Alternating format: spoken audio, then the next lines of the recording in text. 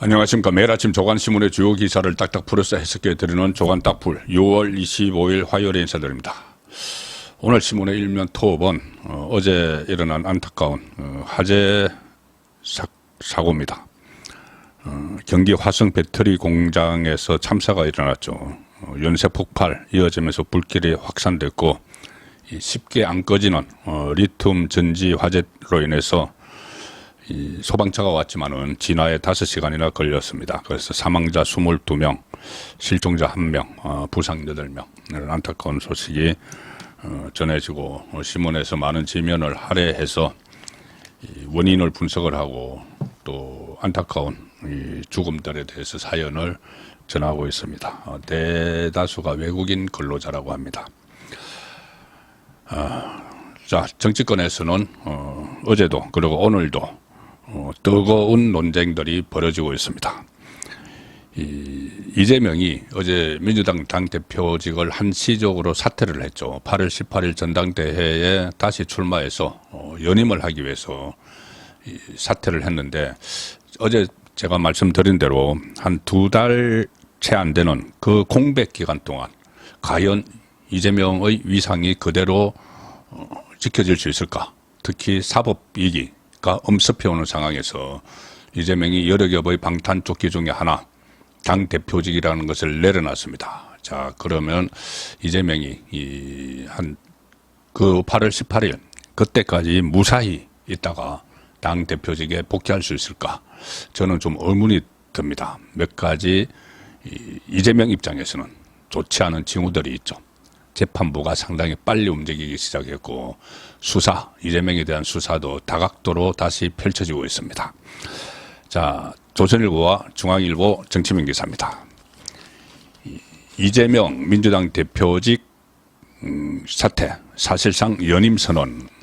중앙일보는 이재명 본인이 출마 안 할 거면 사퇴했겠나, 다시 출마할 거란 이야기죠. 그러니까 여당에서는 푸틴 따라하느냐, 푸틴이 러시아 대통령 임기가 다 되니까 잠시 물러졌다가 물러나서 자기 후계자에게 물려줬다가, 후계자가 아니고 측근이죠. 측근에게 물려줬다가 다시 대통령직을 가져가는, 자, 그런 상황인데, 이재명도 박찬대에게, 원내대표죠. 박찬대에게 잠시 그러니까 직무대행직을 물려주고 한 2달 가까이 나가 있는데 그 사이에 어떤 일이 벌어질지 모릅니다.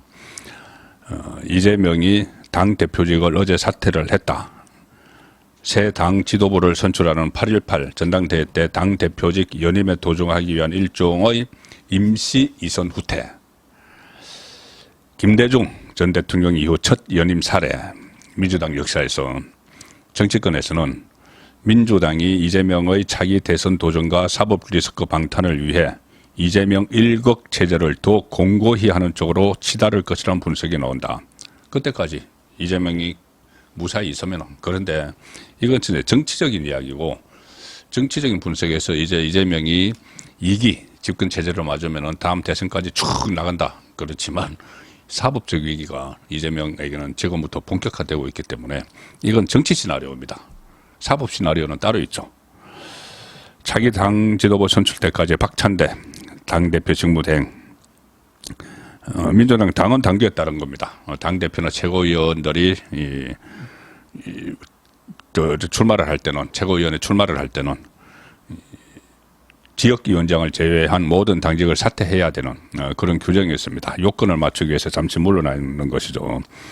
그런데 민주당의 한 비주류 인사는 이렇게 이야기합니다.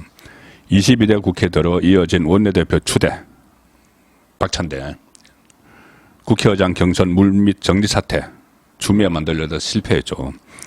그리고 민주당의 아버지 이재명 논란, 아버지 부른 사람이 있었죠. 이런 것은 민주당이 이재명 당이 됐음을 보여주는 것이다. 그래서 이재명 1극 체제는 거의 당 대표직 연임으로 더 장기화할 것으로 보인다. 물론 정치적으로 또 그렇다는 이야기죠. 그런데 정치적으로도 이렇게 가면은 민주당의 최대 리스크가 됩니다. 계속 1극 체제가 장기화될수록 이재명이 한순간에 사법 위기에 의해서 떨어질 경우에, 나락으로 떨어지면 민주당은 아무 대안 없이 같이 나락으로 떨어지는 상황이죠. 자, 그런 점은 지금 언론에서 바로 짚어주지 못하기 때문에 저희 같은 이 시사 유튜브, 뉴미디어 쪽에서 그 이면을 한번 덜쳐보는 겁니다. 민주당 비주류 인사는 이렇게 이야기합니다. 이재명 체포동의안이 기각됐을 때 재판부는 그가 야당 당대표인 점을 이유로 들었다. 그때 유창훈이 그런 판결을 했죠. 이재명은 그때 이미 방탄을 위해서라도 결코 당대표직을 놓지 않겠다는 결심을 했을 것이다. 충분히 이제 그럴 수가 있는 상황이죠. 이재명 입장에서는 당대표직을 가지고 있어야 되는데, 안철수 의원이 페이스북에서 비판을 했습니다. 푸틴을 따라하는 이재명 유일체제 정당은 당명에서 민주를 쓸 자격이 없다. 그렇게 비판했는데, 자, 8.18 전당대회까지 정말 아무 일도 없을까? 이재명 신변에.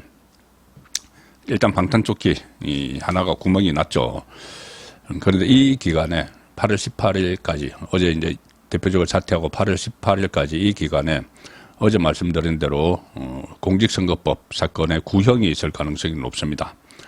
그리고 이 1심 선고도 그 전후에, 그리고 공직선거법뿐이 아니고 위정조사도 있죠. 위정조사도 거의 비슷한 시기에 구형과 1심 선고 첫 구형입니다. 첫 1심 선고가 나오는 그 상황인데, 이미 위정교사 같은 경우는 박종원 의원이 녹취록을 다 공개를 했죠. 그래서 재판부가 더 이상 이제 미루기 어렵기 때문에 서둘러 1심 구형을 내려야 됩니다. 그 시기가 8월 아니면 9월 이렇게 예상이 되고 있고, 이 공직선거법도 마찬가지죠. 어제 제가 분석해드린 대로 그 휴전기, 법원의 휴전기를 감안을 하더라도 이것이 이재명이 복귀하기 전에, 당대표에 복귀하기 전에 구형은 내려질 걸로 보이고 1심도 그때쯤 복귀한 직후나 그때쯤 나올 가능성이 있다. 그러니까 이정교사와 선거법에서 첫 구형, 첫 1심 판결이 나오는 겁니다. 그러면 민주당의 분위기가 어떻게 변할지는 장담할 수 없죠. 특히 피선거권에 박탈되는 형, 그리고 민주당의 434억 원 국고 보조금을 토해내야 되는 그런 형이 1심에서라도 나오면은 이재명은 복귀를 장담을 할 수 있을까? 그런 생각도 듭니다. 7월 29일부터 8월 9일까지 법원이 휴전기죠. 여름 휴전기인데, 그것이 끝나면 이재명에 대한 1심, 그리고 또 휴전기 돌입 전에 주변 인물들에 대한 1심 선고가 있습니다. 특히 대북송금 관련자 김성태 전 쌍방울 회장 1심 선고가 법원의 휴정에 들어가기 전에 바로 다음 달 나옵니다. 그 판결을 내리는 사람이 누구냐? 바로 신진우 부장판사입니다. 이화영에게 9년 6개월 중형을 선고를 했고 이재명 재판을 맡았죠. 그 신진우 부장판사가 김성태를 7월 12일에 1심 선고를 합니다. 자, 세계일보 사이명 기사입니다. 법원 하계 휴정 앞두고 대북 송금 등 선고 줄줄이. 다음 달 12일 김성태 전 회장 첫 판결. 이화영 연관 사건 먼저 결론 예정. 김성태와 관련한 여러 가지 이 혐의들 중에서 이화영과 연관된 것은 크게 보면 이화영에게 뇌물 준 거, 그 쌍방울이 뇌물 준 거, 법인카드 쓰도록 한 거. 이것은 이제 별개고, 또 한 줄기는 이화영과 관련된 건 대북송금이죠. 대북송금은 이재명과도 관련돼 있죠. 스마트팜 사업비 500만 달러, 이재명 방북 비용 300만 달러. 이 부분을 먼저 선고를 한다는 겁니다. 그리고 뭐 민주당 전당대 돈봉투 사건, 전 현직 의원 8월에 1심. 이 돈봉투 사건 안에는 이재명의 측근인 7인의 멤버들도 들어가 있죠. 그 다음에 또 가짜 수산업자 사건이 있었죠. 그때 박용수 박용수 전 특검이 연루된, 거기도 1심 선고가 휴전기 전에 있습니다. 통상 7월과 8월 이 휴전기에 들어가고, 이번에는 날짜가 정해졌죠. 7월 29일부터 8월 9일까지 법원의 중요한 사건, 아주 중요한 신속을 요구하는 사건 외에는 재판이 안 열립니다. 그런데 그 전에 이제 줄줄이 선고된다. 불법 대북 송금 사건의 핵심 인물인 김성태 전 쌍방울 회장의 1심 선고가 다음 달 그런데 더불어민주당 이재명이 이번 사건에 연루됐다는 혐의로 재판에 넘겨진 만큼 김성태에 대한 법원 판단에도 지금 관심이 쏠리고 있다. 재판부는 김성태의 혐의 가운데 이화영 전 경기도 평화부지사와 연관된 사건을 분리해 먼저 결론을 내리고 그 다음에 기업범죄와 관련한 배임 등 혐의는 추후 변론을 이어간다. 특히 이화영과 개인적인 뇌물 제공은 그렇다고 치더라도 2019년 경기도의 북한 스마트팜 지원 사업비 500만 달러, 경기도지사 더불어민주당 이재명 대표의 방북 비용 300만 달러를 북한 측에 대납한 혐의. 검찰은 지난번에 징역 3년 6개월을 구형을 했었죠. 그리고 이하영은 이 재판부에서 9년 6개월을 선고를 받았고, 그리고 이 재판부가 특히 대북송금의 경우 경기도가 지급해야 할 북한의 스마트팜 사업비와 방북비를 쌍방울이 대납하려고 했다는 점이 모두 인정이 됐었죠. 사례금, 방북 사례금 이렇게 표현을 했었습니다. 자, 그와 관련된 이재명의 주변과 관련된 이 사건들이 이 1심 판결이 또 줄줄이 나온다는 이야기입니다. 이재명으로서는 과연 무사히 당대표직에 복귀할 수 있을지 그 여부가 좀 관심이 되고 있습니다. 이재명은 지금 이런저런 방탄을 위해서 최상병 특검법 이것을 무리하게 밀어붙이고 있죠. 저번에 입법청문회라는 걸 열어서 정청래를 비롯해서 수준 이하의 민주당 의원들이 정말 제복을 입은 군인들에게 굴욕을 주는 그런 어처구니 없는 일이 일어났는데 거기에 대한 반발이 점차 확산되고 있습니다. 그런데 민주당은 그걸 입법청문회 형식으로 열었는데 김건희 여사 특검법도 그런 식으로 입법청문회 형식으로 열겠다고 지금 주장을 하고 있습니다. 그렇게 비난을 받고도 그냥 마이웨이 오로지 이재명 방탄 그리고 지지층에게 던지는 메시지를 위해서 국민 민심은 아랑곳하지 않고 지금 몰아붙이고 있는 그런 상황입니다. 자, 조선일보와 동아일보 정치면 기사입니다. 조선일보는 군 출신 여당 의원들 야당 대한민국 국군이 만만한가? 정청래 군대는 갔다 오기나 했나? 그리고 동아일보는 민주당 이번에는 김건희 특별법 입법청문회 하겠다. 최상병 국정조사도 추진하겠다. 안하무인입니다. 국민의힘 외교안보특위 소속 의원들이 어제 기자회견을 열고 민주당 법사위원들을 향해서 아니 대한민국 국군이 그렇게 만만한가? 군인들이 당신 같은 사람들을 지키고 있다는 것에 울분이 터진다.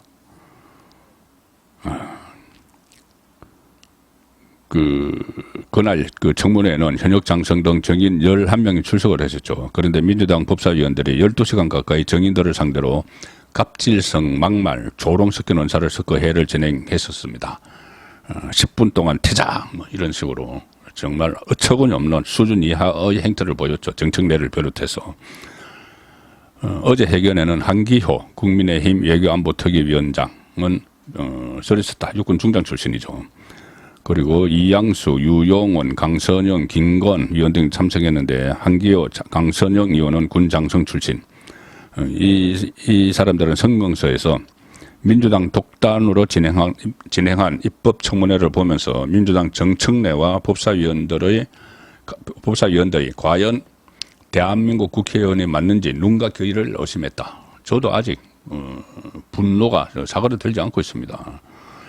청문회에서 해병 순직 의혹에 관한 진상을 규명하기는커녕 군인들을 불러 세워놓고 갑질, 막말, 협박, 조롱을 일삼은 것에 대해 개탄을 금할 수 없다. 밤낮 없이 24시간 안보의 최전선에서 국가와 국민을 지키며 헌신하는 국군 장병들을 조금이라도 생각했다면 군인을 인민재판하듯이 하대하고 면박 주는 데만 혈안이 되지는 못했을 것이다.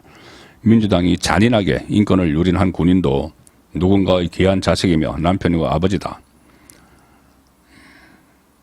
자, 한 의원은 이렇게 이야기합니다. 정청래 법사위원장을 겨냥을 해서 정청래는 군대는 갔다 왔나? 국회의원 지위를 악용해서 인권을 유린하고 개인의 권리를 묵살해도 되는가? 이렇게 직격탄을 날렸습니다. 육군 중장 출신이죠. 근데 정청래는 1990년에 수형, 그러니까 감옥에 갔다 왔다는 그 이유로 군 면제를 받았던 인물입니다.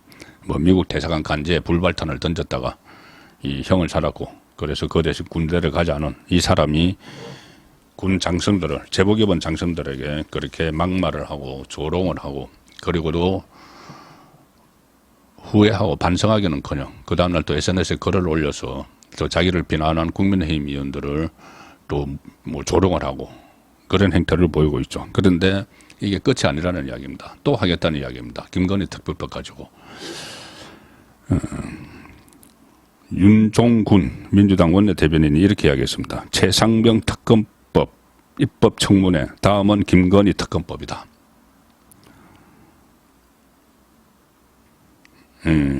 법사위와 그날 법사위 외에도 가기정통위에서 뭐 방송법 가지고 또 입법 청문회를 열었죠.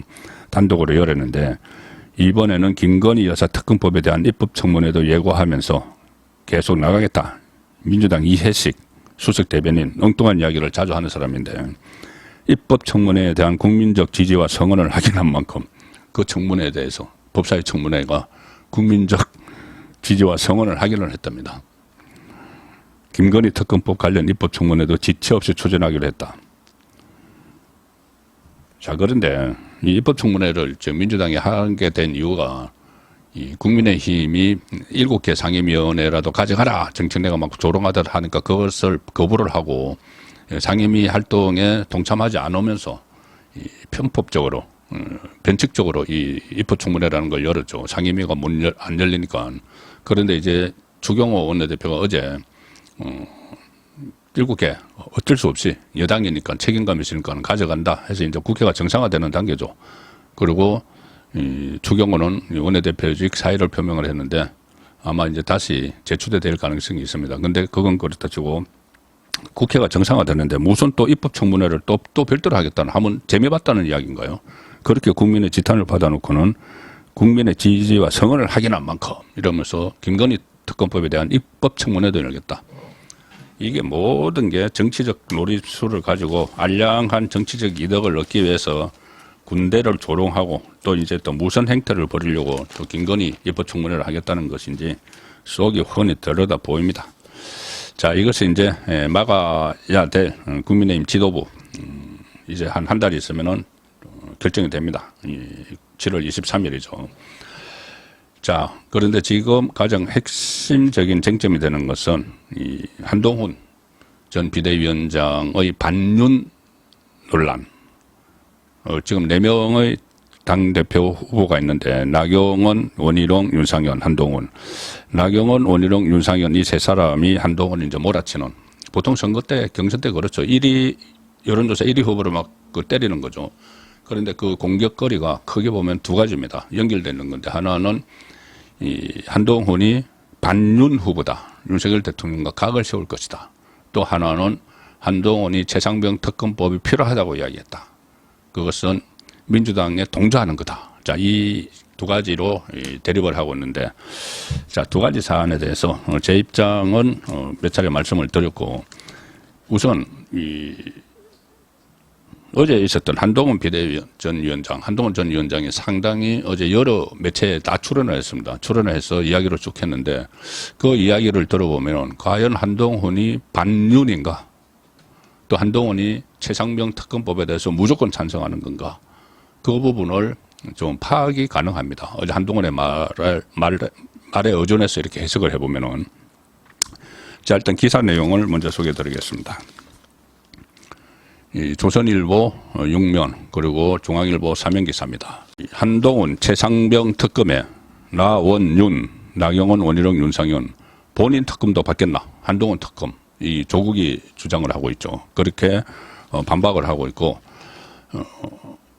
합리적 대안이다. 이것은 한동훈 쪽의 이야기고 윤석열 대통령 탈당까지 원하느냐? 이것은 반한동훈 쪽의 이야기입니다. 그래서 여당 커지는 특검 논쟁인데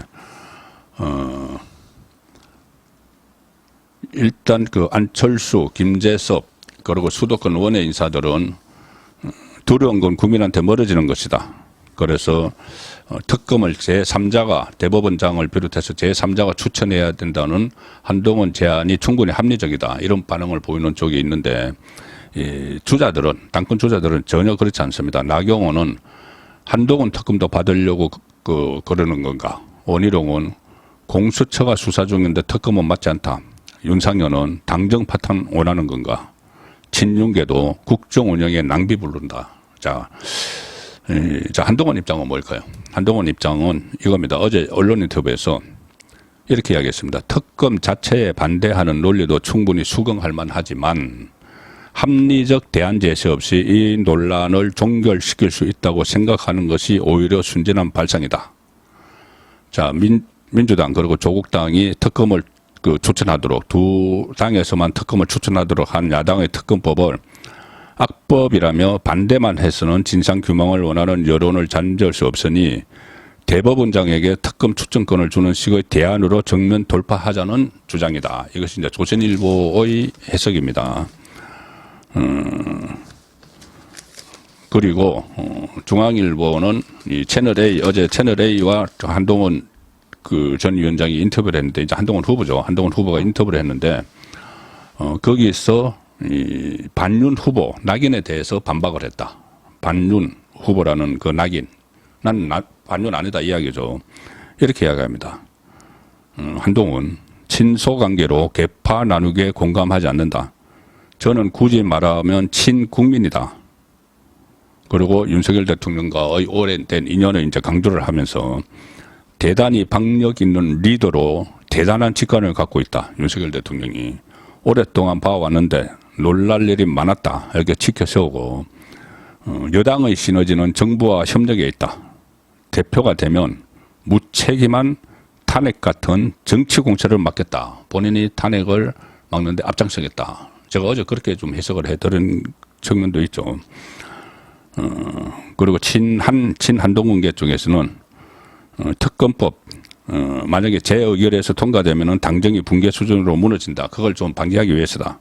특검법 수정안은 대통령이 특검법에서 빠져나올 최선의 전략이자 가장 강력한 방어다. 자, 이렇게 이야기를 하고 있습니다. 그리고 한동훈 위원장도 어제 국회에서도 기자들을 만났는데 최상병 특검법 수정 제안에 대해서 합리적인 대안 제시가 윤석열 정부와 여당을 살리고 지키는 길이다. 이렇게 이야기를 했습니다. 자, 이게 좀 더 자세하게 한동훈의 입장을 보도한 것이 뷰스앤뉴스 기사인데 제목은 이겁니다. 한동훈 제3자 특검해야만 정면 돌파 가능. 제3자 특검이라는 것이 민주당이 지금 발의를 해놓은 그 특검이 아니고 완전히 다른 이야기입니다. 국민의힘이 발의를 하겠다는 겁니다. 차라리 국민의힘이 발의를 하는데 그 특검을 추천하는 쪽을 민주당이나 조국당이 아니고 제3자 객관성을 담보할 수 있는 대법원장이든 뭐 그쪽으로 이제 추천권을 주고 그리고 법안 자체를 새로 만들겠다는 겁니다. 그러면 이 특검의 뭐 기간이나 인원이나 뭐 수사 범위 이런 것도 새로 만들겠다는 이야기입니다. 그런데 현실적으로 그게 통과가 안 됩니다. 소수당이기 때문에 국민의힘이. 그런데 이것을 던지니까 제가 어제 말씀드린 대로 민주당이 일단 우왕좌왕하죠. 아, 이거 뭐지? 하면서 아, 이거 그 특검법을 한다는 거잖아. 그러면 논의를 해봐야지. 하고 또 한쪽에서는 아니야. 저거는 받아들일 수 없어. 시간만 끄는 거야. 이렇게 민주당이 우왕좌왕하게 되는 거죠. 국민 여론도 특검법을 무조건 안 돼. 이게 아니고 그래. 좀 국민께서 그렇게 궁금하시고 우려하시는 부분이 있으면은 특검하자 하는데 민주당이 하는 것은 정치적 목적이 있기 때문에 정말 국민이 원하는 건 진상규명이면은 그건 제3자 객관적인 데서 특검을 추천을 해서 운용을 하면 된다. 그걸 국민의힘이 발의하겠다. 이렇게 되는 거죠. 그래서 저는 이게 여론 형성에 전혀 나쁠 게 없는 그런 제안이라고 봅니다.